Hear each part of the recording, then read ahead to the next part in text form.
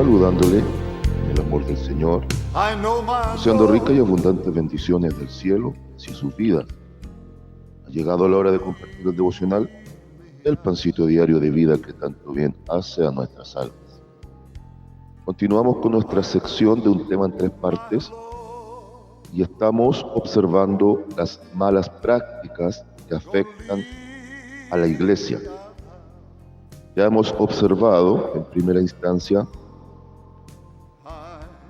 esta pésima y dañina práctica de la división, que jamás fue algo ajeno en el tiempo de la iglesia primera y es una característica notablemente dañina en la iglesia contemporánea. Hoy quiero que me acompañe a observar una segunda mala práctica que tiene que ver con las guerras internas. Y vamos a estar meditando bajo ese título, Guerra interna en la iglesia. A lo cual le pido que me acompañe a la carta de Santiago en su capítulo 4 y vamos a ir desde el versículo 1 al versículo 3. Guerra interna en la iglesia. Santiago capítulo 4, versículos 1 al 3, y dice así la palabra de nuestro Dios. ¿De dónde vienen las guerras y los pleitos entre vosotros? ¿No es de vuestras pasiones, las cuales combaten en vuestros miembros? Codiciáis y no tenéis, matáis y ardéis de envidia y no podéis alcanzar. Combatís y lucháis, pero no tenéis lo que deseáis, porque no pedís. Pedís y no recibís, porque pedís mal, para gastar en vuestros deleites. Amén. Cuando hablamos de una guerra, obviamente estamos hablando de bandos bien definidos.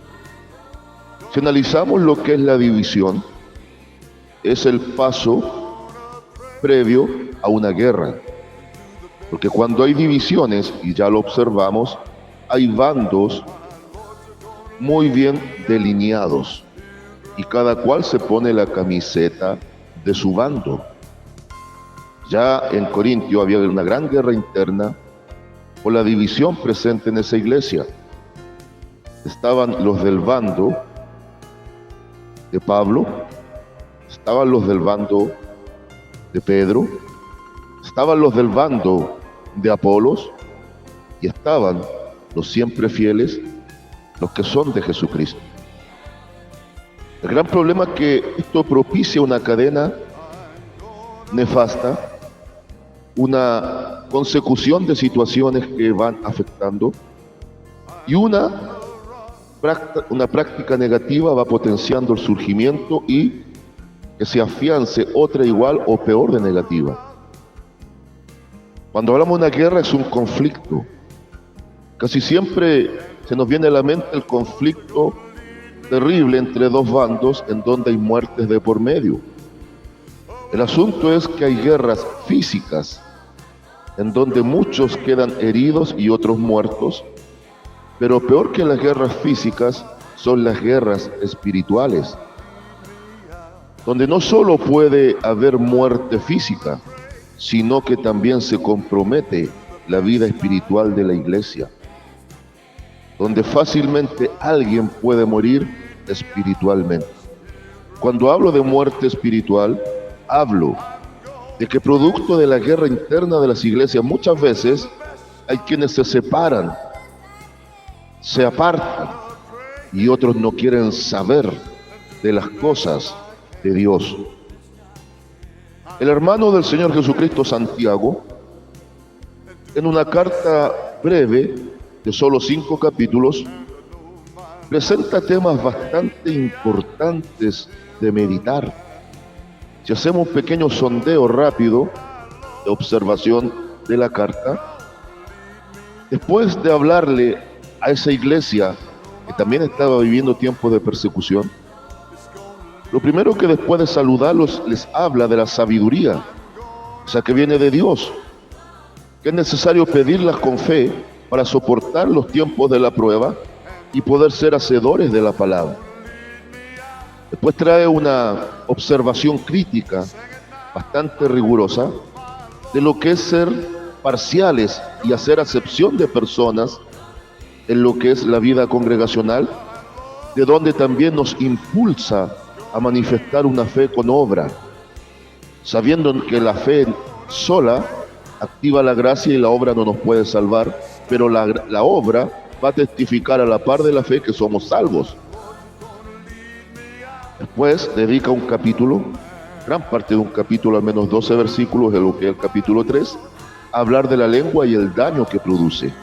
Y esto es fundamental, porque una de las armas de conflicto en medio de las guerras internas de la iglesia es cuando damos rienda suelta a este pequeño miembro que enciende grandes bosques, que se alimenta desde el mismo infierno en el corazón de la iglesia, la cual es la lengua. Por eso nos impulsa al final del capítulo 3 a pedir esa sabiduría de lo alto. Y ahora en el contexto del capítulo 4, estas guerras vienen por la mala amistad que se tiene con el mundo, que va a ser temática para el cierre de esta sección. No solo había un problema de amistad con el mundo, también se juzgaba erróneamente al hermano y se vivía fuera de época, muchos viviendo en un futuro que solo le pertenece a nuestro Dios. Y en el cierre da una censura a los ricos miserables y alienta a la iglesia a ver ejemplos bíblicos, como fue el caso de Elías, el ejemplo del agricultor, para ser pacientes y orar hasta que el Señor venga. Entonces, si usted ve todo el tenor de la carta, son advertencias, son exhortaciones, y es una consejería tremenda para que la iglesia sepa cómo conducirse. En este capítulo 4 me es muy llamativo cómo a través de dos preguntas retóricas, vuelvo al concepto de lo retórico en cuanto a las preguntas, son preguntas que en base al mismo calibre de la pregunta viene la respuesta. Y me interesa mucho que observemos estas dos preguntas con las que inicia su intervención para nosotros en lo que sería el capítulo 4. ¿De dónde vienen las guerras y los pleitos entre vosotros? ¿De dónde? ¿Vendrán de afuera? ¿Será que el mundo implanta sus códigos para que la iglesia entre en pleito? ¿Será que el mundo invade la iglesia y eso es lo que provoca que haya guerras internas? No es una pregunta menor. Habla de guerras y pleitos. Pone dos tipos de situaciones: disputas menores y disputas mayores, malos entendidos y directamente confrontaciones de grueso calibre. Pero la pregunta es: ¿de dónde vienen estas situaciones contradictorias en el corazón de la iglesia? ¿Vendrán de afuera? ¿Serán situaciones externas? ¿Es que acaso Santiago le está escribiendo a gente del mundo que constantemente y su vida natural es estar en pleito, contienda, disensiones y grandes luchas y guerras que se presentan? Y en base a la segunda pregunta, potencia la respuesta que naturalmente se deduce de ellas. ¿No es de vuestras pasiones las cuales combaten en vuestros miembros? Qué pregunta con respuesta inductiva más profunda. Se deduce desde las mismas preguntas las respuestas. El problema está en tu propio corazón, iglesia. El problema está en el propio corazón interno de la iglesia, que aún no ha sido completamente transformado por el poder del Espíritu Santo. Cuando empieza la iglesia a moverse más en las obras de la carne, más que en el fruto del Espíritu, y usted lo puede observar en Gálatas capítulo 5, versículos 17 al 23, cómo está la comparación entre las obras de la carne que producen todo este tipo de guerras y en contraste lo que traerá el vínculo de la paz en el amor perfecto, el fruto del Espíritu, la santidad en la iglesia.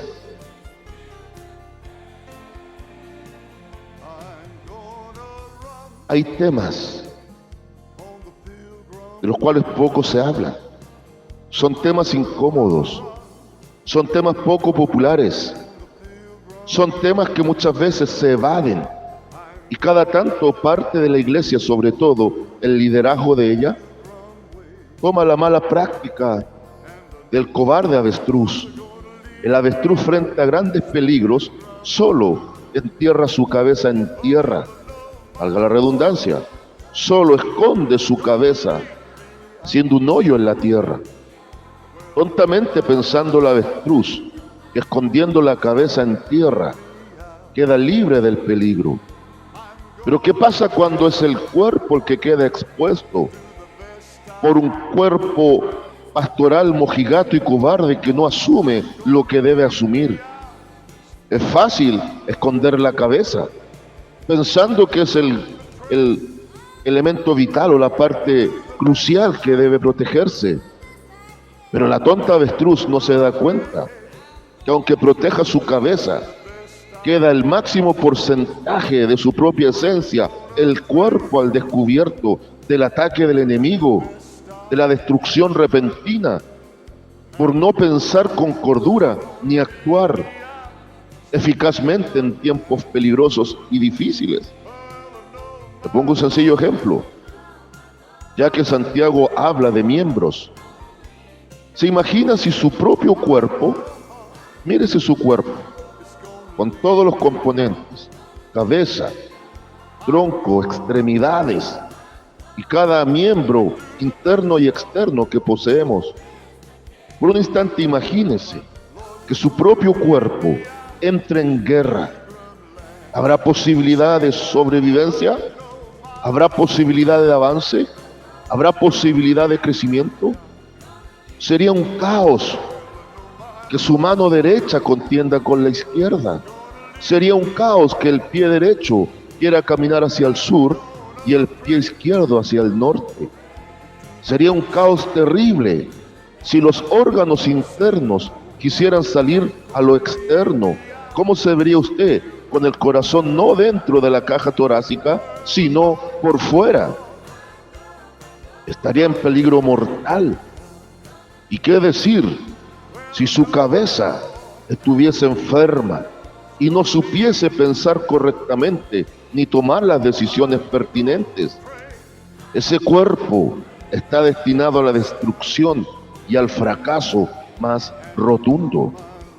Ahora, tomando esa ilustración y en base a lo que presenta Santiago de la lucha en el cuerpo donde combaten los miembros, es lícito poder pensar que cuando la iglesia entra en guerras internas está en un peligro terrible, porque ya no es una iglesia sólida, unida y lamentablemente por estar dividida, que puede combatir el ataque del enemigo, sino que ahora el enemigo tiene gran ventaja, porque va a permitir el enemigo pacientemente que la propia iglesia se autoaniquile, y cuando la iglesia tiene sus defensas bajas, es donde ahora externamente va a querer dar el golpe de gracia a través de la mundanalidad, que será tema para el cierre. Ahora mire, versículo 2 nos va mostrando qué es lo que produjo esta guerra. Codiciáis y no tenéis, la codicia. No soportar cuando Dios exalta y bendice a otro miembro que no sea yo dentro del cuerpo. Matáis y ardéis de envidia, codicia, homicidio espiritual, envidia espiritual. Codiciáis y ardéis de envidia y no podéis alcanzar toda obra de la carne que se presente con excusas baratas, por santa que parezca, la decisión que se tome o la postura en la cual nos presentemos, siempre que sea una nefasta obra de la carne, no puede tener un buen resultado. Combatís y lucháis, pero no tenéis lo que deseáis, porque no pedís. ¡Wow! Repito y vuelvo. Aquí nos está combatiendo contra el enemigo. Hermanos están cometiendo fratricidio o fraticidio. El hermano matando al hermano. En el corazón de la iglesia, Caín matando a Abel. Jamás queriendo destruir a Israel. Hijos de un mismo padre, enemistados por cosas vanas, por orgullos estúpidos, por codicias innecesarias, por deseos engañosos, por anhelos de fama, por ganas de reconocimiento, por deseo de alfombra roja y los primeros lugares, por deseo de hacerse un nombre y un reconocimiento pasajero, voladero de luces. La iglesia cae en disputas, donde a veces un pastor no soporta que otro Dios lo haya bendecido, o a veces simplemente por algo tan tonto como que el otro tiene mayor congregación, un mejor templo, comienzan las guerras internas y la iglesia no solo ahora va a estar dividida, sino que fraccionada, en donde siendo hijos de un mismo Dios y lavados en una misma sangre, hay disputas territoriales terribles, donde se despedazan y constantemente Caín sigue matando a Abel. Pero después en el domingo cantamos, me voy con él, me voy con él. Te preguntaría, ¿con quién te vas? ¿De verdad te vas con Cristo? Si eres una persona envidiosa, una persona codiciosa, un asesino espiritual, una persona implacable contra aquel que también fue lavado en la misma sangre. ¿Con quién te vas? Créeme, si estás en esa postura, no te vas con Cristo, te lleva el mismo diablo. Es tiempo que abra los ojos, iglesias. Y mira el versículo 3, nos muestra la secuencia. Pedís y no recibís, porque pedís mal para gastar en vuestros deleites. No se olvide que el divino maestro, el hermano en la carne de este varón,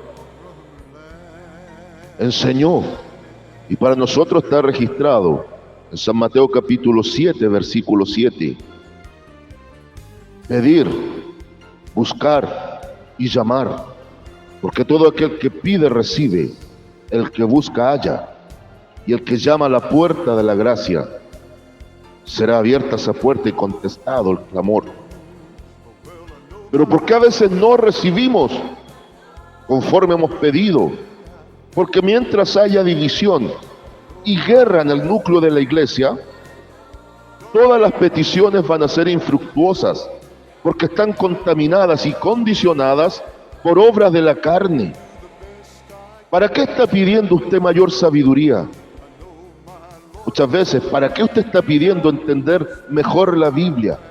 ¿Será para exaltar el nombre de Dios y llevar un mensaje más claro a las almas que lo necesitan?